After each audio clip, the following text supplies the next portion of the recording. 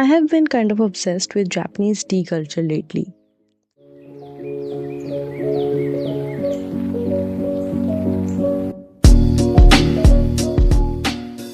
It started with this. I kept seeing these tea houses, matcha, and the whole world talking about Japan everywhere, and I couldn't hold myself back from constantly thinking about them. So, I decided to build one in Minecraft while diving into the history, the culture that started so long ago, and why it still feels so relevant now.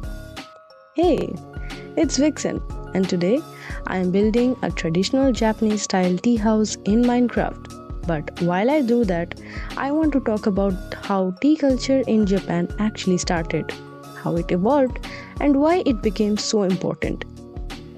Why people are still drawn to it now. Part 1. Origin of tea in Japan. Tea in Japan didn't actually begin as something peaceful or aesthetic. It was introduced from China around the 8th or 9th century, mostly by Buddhist monks. For them, tea wasn't about enjoying the taste. It was used to stay awake during long meditation sessions. So, in the beginning, tea was more about discipline than comfort. It was connected to focus, routine, and control over the mind.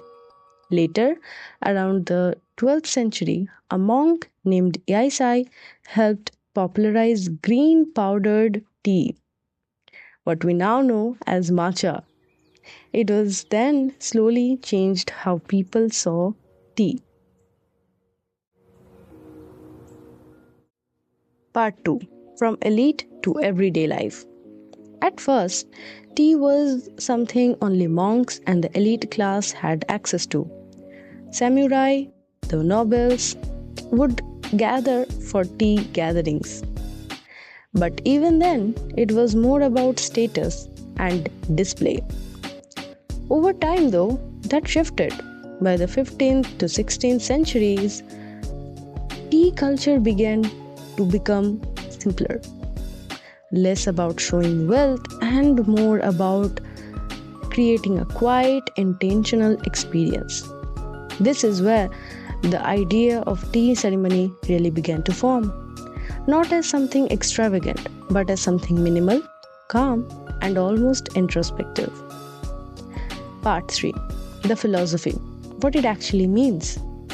There's a concept in Japanese tea culture called wabi-sabi. It's basically the idea of finding beauty in imperfection and creating and appreciating things that are simple, natural, and temporary. Tea ceremonies started reflecting that. The rooms were small, the decorations were minimal, even the cups were slightly imperfect, and all of that was intentional because the focus wasn't on perfection, it was on the experience. There's also this idea that every tea gathering is unique and that the same moment will never happen again. So, when people sit down for the tea, they treat it as something special, even if it's ordinary. And I think that's kind of the core of it. Part 4. Why it became popular. I think tea culture became popular not because it was fancy, but because it offered something people were missing. Even back then, life wasn't exactly slow or easy. So, having a moment where everything paused, where you could just sit, breathe, and exist, had that value. Even now, life feels really fast. There's always something happening, something to check, something to think about. And moments like this, where everything slows down, are kind of rare.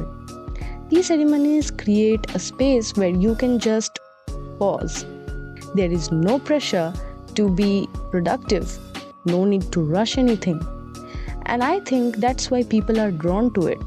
Not because it fixes everything, but it gives you a break from everything. Even something as simple as sitting quietly with a cup of tea can feel grounding. It doesn't solve your problems, but it gives your mind a moment to catch its breath. And sometimes that's enough to make things feel a little lighter. And honestly, while building this, I kind of understand the appeal more. Because even this, just placing blocks slowly, feels a little calmer than everything else.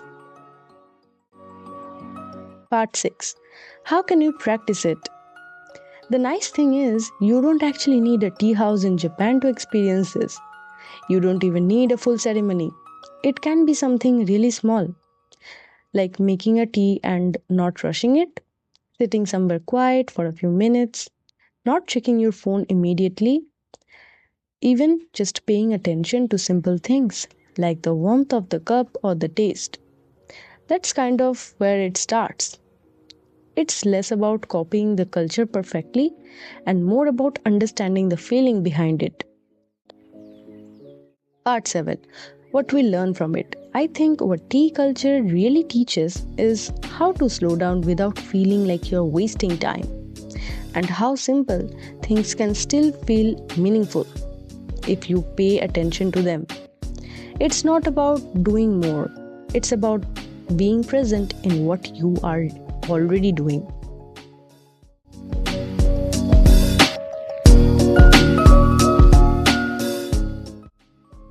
So now I'm just building everything out. This part was actually pretty simple. I didn't want anything too complicated, just something that feels open. I think that's what I like about this style. It's not trying too hard to impress.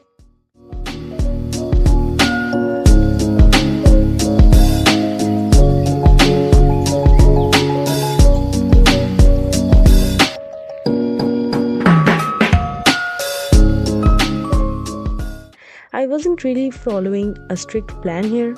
I kind of just placed things slowly and adjusted as I went. Some parts worked immediately and some didn't, but I just left them a bit imperfect.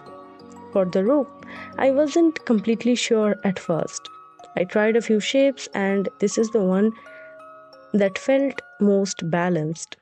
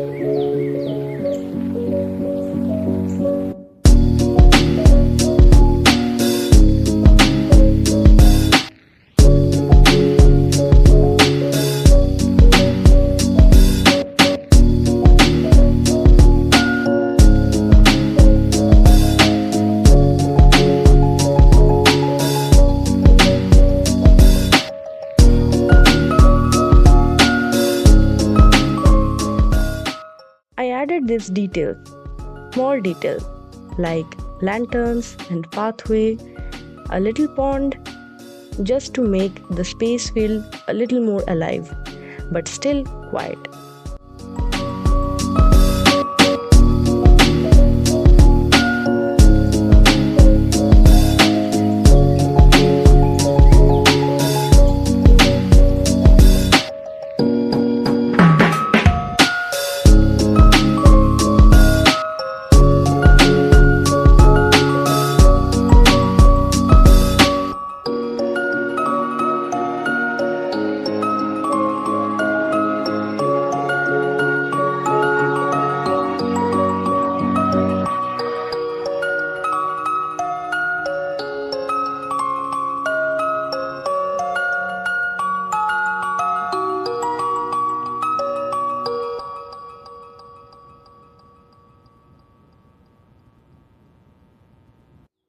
I did not want it to feel crowded, just enough detail so it feels real, but still calm.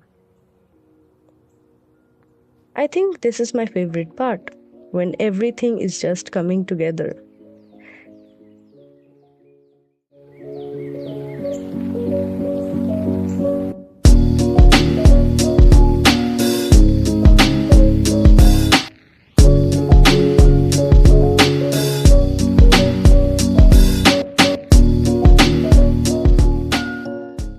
At night, it feels completely different. The lighting, the shadows, everything slows down a little. I think this is the kind of place where you would actually sit down and do nothing for a while and not feel bad about it. And I guess that's what I like about tea culture. It does not ask you to do more, just to be present for a moment. It's simple, but it feels meaningful. Anyway, this is how it turned out, and yeah, tell me if you want more of these videos. Like, share, and subscribe, and do let me know in the comments if you like this video, because this was my first time and I hope you enjoyed it. See you in the next one. Bye.